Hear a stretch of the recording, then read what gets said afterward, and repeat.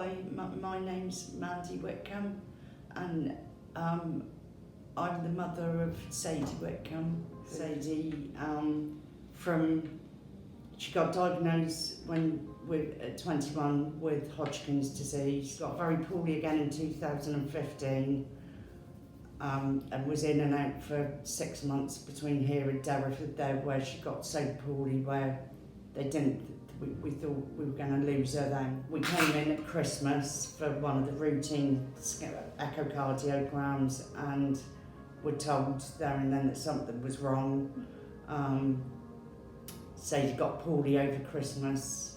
We were in hospital here in Roskilde for 5 weeks, and Derriford came back saying they couldn't do anything more for her.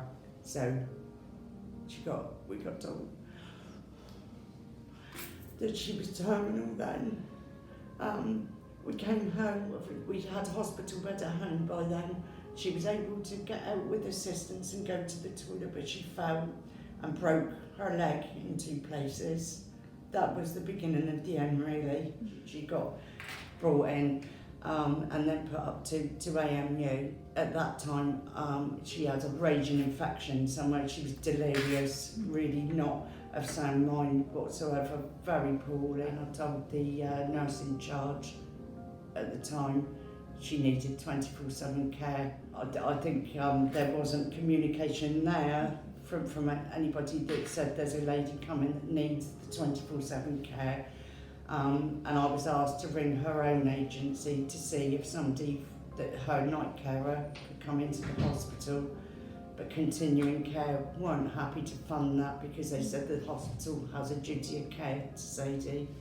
And I have been saying if she's left on her own, she will pull out whatever she's got. She had a cannula in and a catheter in at the time.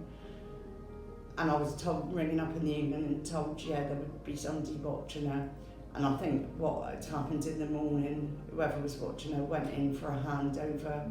And when I actually spoke to the woman who found her, when they came back in a pool of blood where she'd ripped a catheter and a cannula out. 24/7 care. So that was the first incident that really was upsetting. And then she got moved into an open bay so that she could be watched. I think is it line of eyes, something like that. Moved into another bay, which the will she's going to get watched, and that'll be okay. One incident was when I came in and she was in an open bay, and it was me and my mum and my sister, and we walked in, and she was completely exposed with no pants on. That was upsetting to see, and so I drew attention to that to one of the nurses was there, and then I noticed a fentanyl patch on her arm. Now, it had been agreed in the community that we were able to put a Cosmopol patch over to keep the patch on so that it didn't, she hadn't pulled it off. I'd said that in recess when she was brought in, she had patches on. So I noticed and I thought, well, that's odd that that's not covered up. So I come and got this and said that should be covered up. Sadie was in a bad position, so we sat her up, and I noticed 2 other patches on her back. Sadie, there's the traffic light system, and I know that Sadie's was on the red, which was no mobility. She had a broken leg, but I think whoever was in the line of sight must have had a break, and a healthcare assistant came on to watch it, and Sadie called out for the commode, and he went and got her out of the bed, and she fell when she should not have been taken out of that bed. And the last point was Sadie came in with a fracture.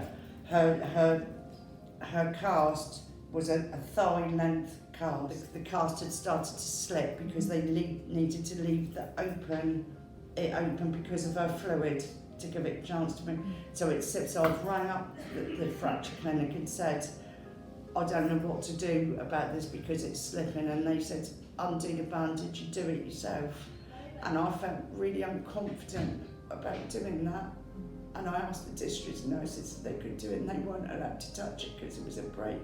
So her cast had effectively slipped, so it was too early to run, so it wasn't supporting that break. So that fall out of bed, she was delirious. You can't tell me that would not have hurt her and put her happy. That was the main thing that hurt her, with so much wrong with her, in hospital and out of hospital, was the pain in her leg, which was give her the most distress. And when she came in, we said this cast has slipped, and every day we were saying somebody needs to come up and do this cast, because she would, every time she would move, she was shouting out in pain, and it took 5 days for them to come. She died 5 days later. The hospital didn't make her die, but just to think that she had to go through all that is absolutely heartbreaking. So they're all points that are very valid and shouldn't have happened to a terminally ill young girl when she came in.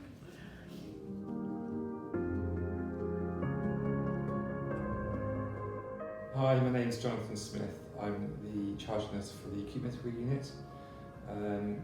Sadie was an inpatient on our ward, and she was on our ward for several days.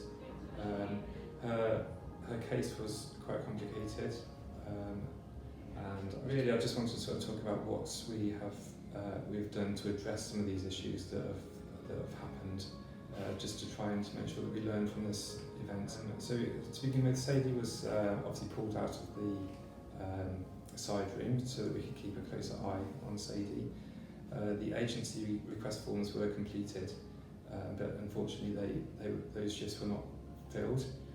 So we had to manage the one-to-one and line of sight within our own staffing numbers.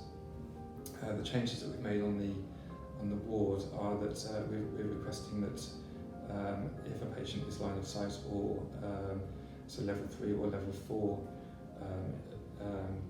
enhanced care, that a staff member stays in that bay at all times, including break times and handover, so that the team's working together to provide that continuity of care. So we're also asking all staff to keep a check out for patients' dignity as well. So if patients do become exposed on the ward for any reason, that the staff just approach them and just to cover them back up again, just to maintain their dignity.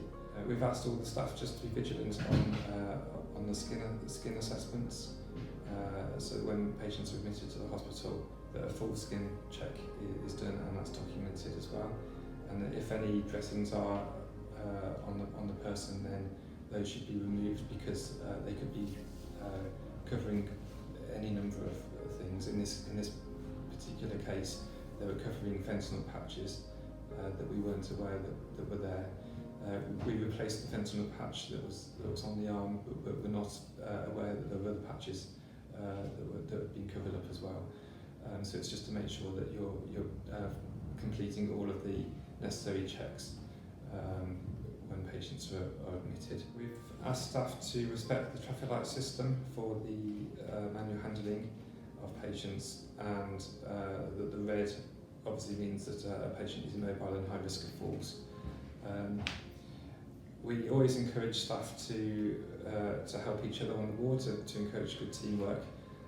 But my message to you would be if you're helping out in another bay that you haven't had handover for, and you're uncertain of a patient's ability or not aware of their limitations, then just to ask the nurse in charge of that bay before you approach that patient and help with manual handling.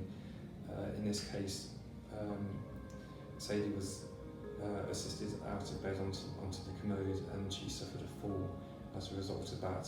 So having a team present might have limited the likelihood of that fall happening, particularly if a staff member had stayed with the patient whilst the patient was on the commode. And although that impacts on patient dignity in this event, it may have led to increased safety. So the cast that Sadie had on her leg was extremely complicated.